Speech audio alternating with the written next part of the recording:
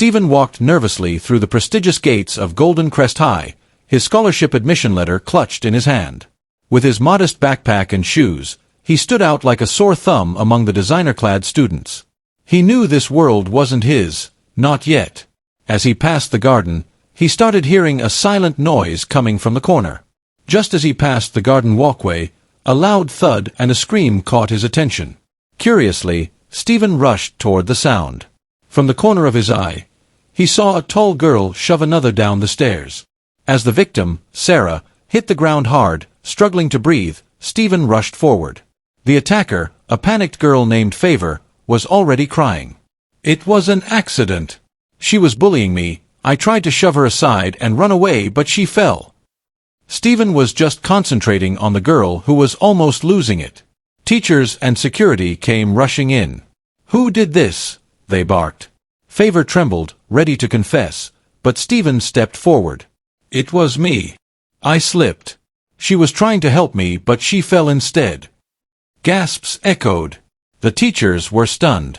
They recognized him, Steven, the son of the late billionaire who owned the school. Only few knew he had returned. Wanting to stay anonymous, Steven kept his identity hidden. The staff silently followed his lead, quickly rushing Sarah to the hospital because it was beyond the school clinic. Favour stood in shock, her lips trembling. Why would a stranger take the fall for her? Was it guilt? Pity? She couldn't understand. But one thing was clear, this boy had changed everything in a moment. Back in the principal's office, whispers spread quickly among the staff. "The boy has returned." Steven's father, the founder and sole owner of Golden Crest High, passed months ago, and now his only son was back, not as an heir but as a humble student. The scholarship was just a cover. Until his 18th birthday, Steven wanted to live without the shadows of wealth.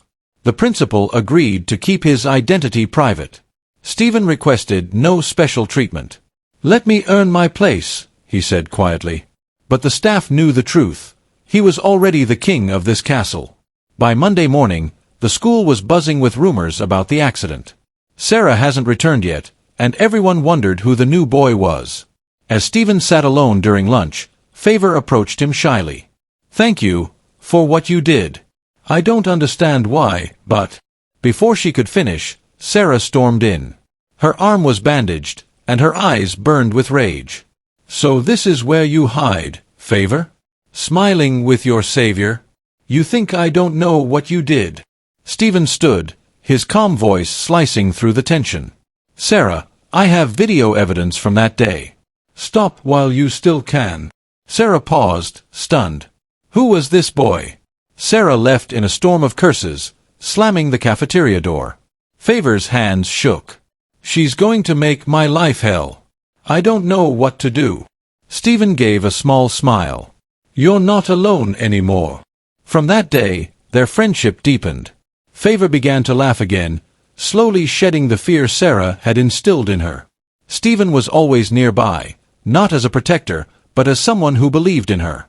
He started to notice the small things, how she hummed when nervous, how her smile lit up when she forgot to be afraid. But behind Steven's eyes was a secret he hadn't shared with anyone. The day he turned 18, everything would change. Sarah's clique began spreading rumors. Favour was accused of manipulating boys and pretending to be innocent. Even though some students gave her cold stares, Steven never left her side. "They're just noise," he told her. "Truth always speaks louder." One afternoon, as they studied under a tree behind the art block, Favour looked at him with honest eyes. "Why do you care so much about me? You barely know me." Steven hesitated, then smiled. "Sometimes you don't need years to know who deserves kindness." The week passed quietly until Sarah returned with a vengeance. She cornered Favour in the restroom corridor, snatched her phone, and smashed it on the tiles. "That's for stealing my spotlight," she hissed. Favour didn't retaliate, but the pain in her eyes was deep. That afternoon, Steven found her sitting alone behind the school field. "She broke it," Favour said softly, showing him the shattered phone.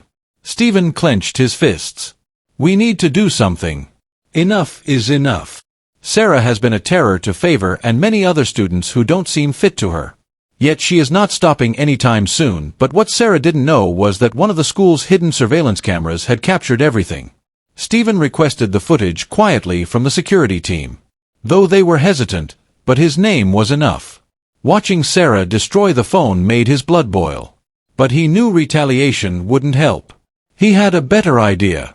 The next day, he played the footage privately for the principal. Sarah was called in. She didn't expect the calm confrontation, or the video. Her face paled. The principal suspended her for a week and placed her under watch. Steven said nothing to the students. Favour wept when she heard. "Why are you doing all this? You could get into trouble." Steven smiled sadly. "Because someone once stood up for me when I couldn't speak. I'm just passing it on." The friendship and protection continued until midterm week, which arrived with a surprise announcement. The school was hosting its annual cultural night. Dance, music, poetry, and everything fun. Favour hesitated but signed up for a duet dance with Steven after some coaxing. As they practiced in the evenings, laughter grew louder. Glances lingered longer. He noticed how her eyes sparkled when she nailed a move. She noticed how his walls lowered when he laughed. Something was growing, more than friendship. It started with a touch, a hand lingering during a spin, a soft laugh when she stumbled. Their rehearsals became the best part of Steven's day. Each move drew them closer. Favour found herself thinking about him late into the night. Was she imagining things? Or was he feeling the same? On a quiet Thursday evening, while waiting for the rain to stop in the music room, Steven turned to her.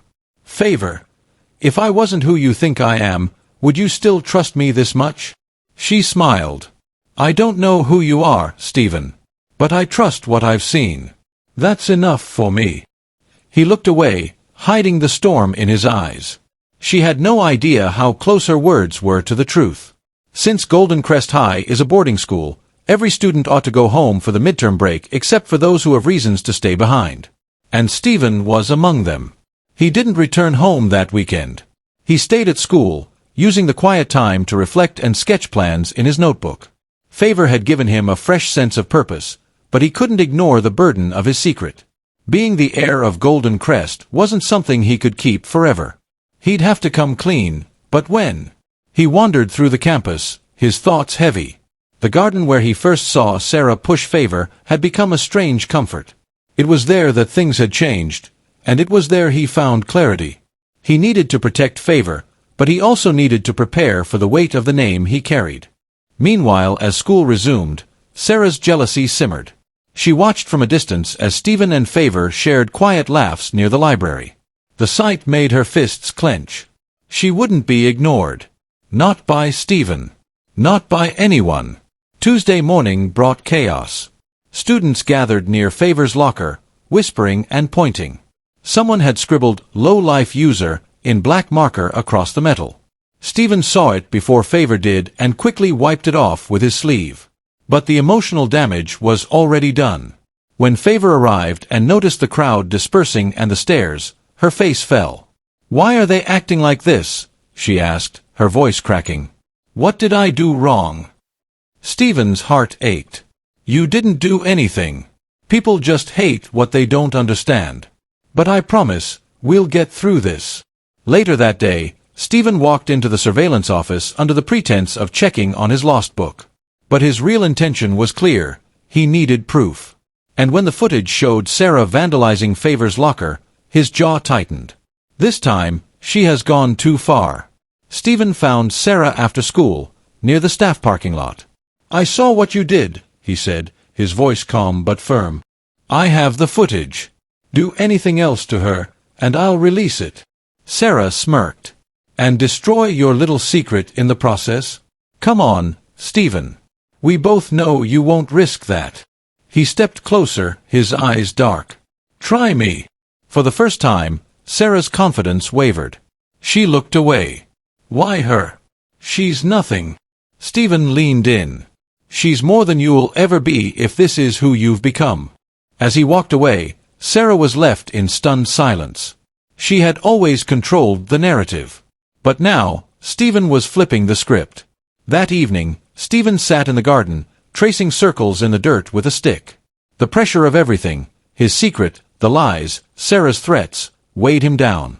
Favour found him there, her presence calm and grounding. "You okay?" she asked softly. He hesitated, then nodded. "Just tired of pretending." She sat beside him, letting the silence stretch. Finally, he spoke again. "Favour, if you knew something big about me, something crazy, would you hate me?" She turned to him, confused. "I'd rather know the truth than be lied to. Always." Steven gave her a small, tired smile. "Good. Because the truth is coming soon." He looked ahead at the horizon, knowing that soon, the entire school would learn who he really was. And when they did, everything would change. Although apart from Sarah's clique, no one has treated him badly. But will Favour understand why he doesn't want to review his identity? Steven's 18th birthday was drawing near, and the whispers among the staff grew louder. The head of the school board had contacted the principal, asking when the heir would officially be introduced. Steven wanted none of it. He wasn't ready to wear his father's shoes. Not yet. But secrets are hard to keep, especially in a school full of curious minds. One day, a teacher mistakenly referred to him as "Sir," within earshot of a student. The gossip chain ignited like wildfire. In less than 24 hours, the rumor spread. Who is the scholarship boy? Is he the owner's son? Why is he always confident? Steven was bombarded with questions, but he stayed silent until Sarah came out from nowhere to give them the answer they craved. Favour, however, wasn't angry but was overwhelmed. "Why didn't you tell me?" she whispered, her voice breaking. "I wanted to be seen for who I am, not what I have," Steven replied softly. "And I wanted to protect you." Favour nodded.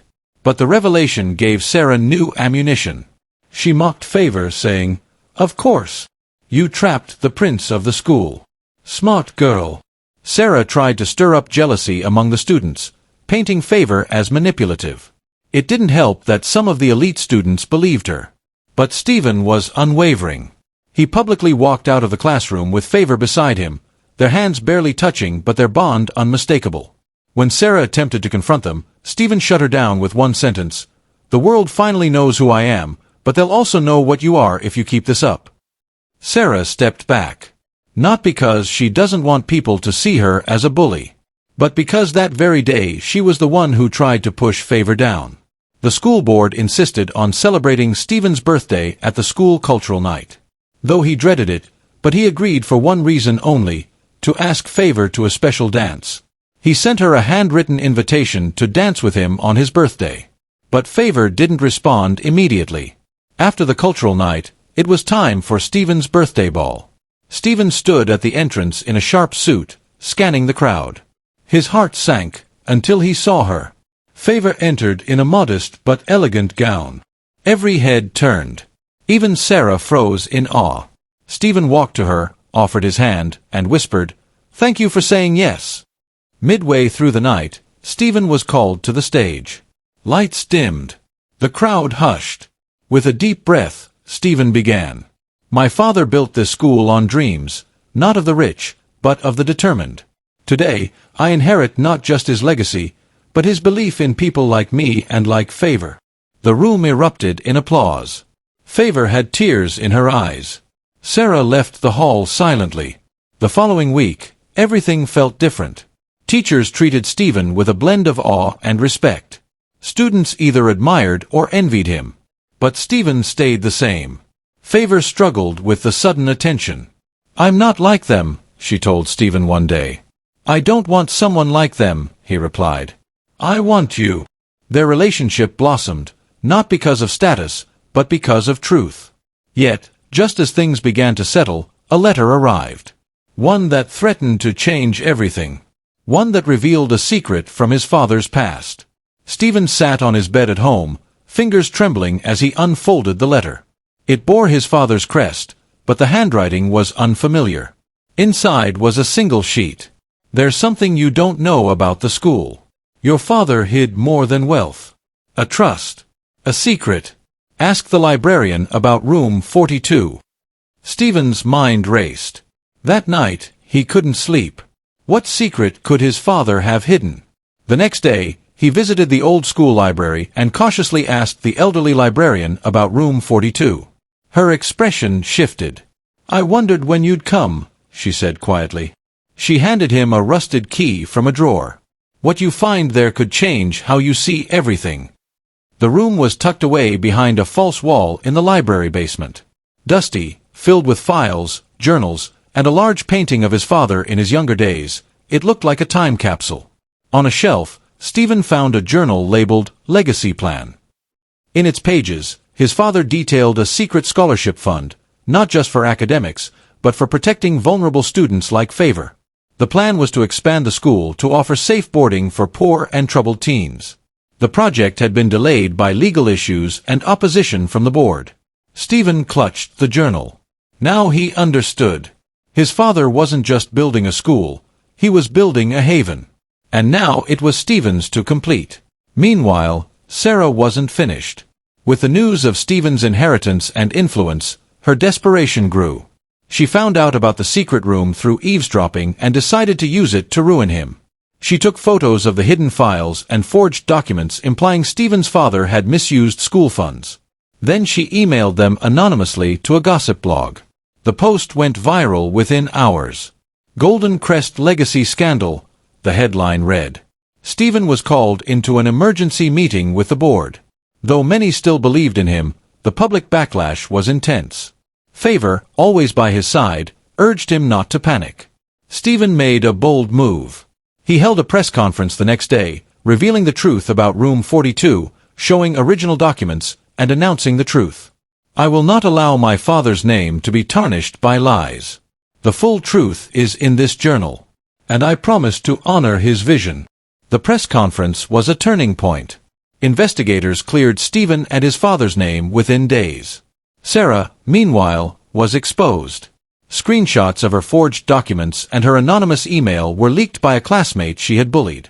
She was suspended indefinitely. The school held a town hall to address student concerns. Steven stood before everyone, not just as an heir, but as a leader. Favour squeezed his hand under the table. Their journey had begun with a lie to protect a stranger, but now it was a love story marked by truth, trust, and growth. It was the last term in secondary school, and their final exams are around the corner. And yet, the biggest chapter of Steven's life was only beginning. Steven began implementing his father's original dream. Construction on a new wing for underprivileged students commenced. He invited alumni and community leaders to support the expansion of Golden Crest High into a haven for talented but struggling teenagers. With newfound respect, students who once ignored or envied Steven now admired him.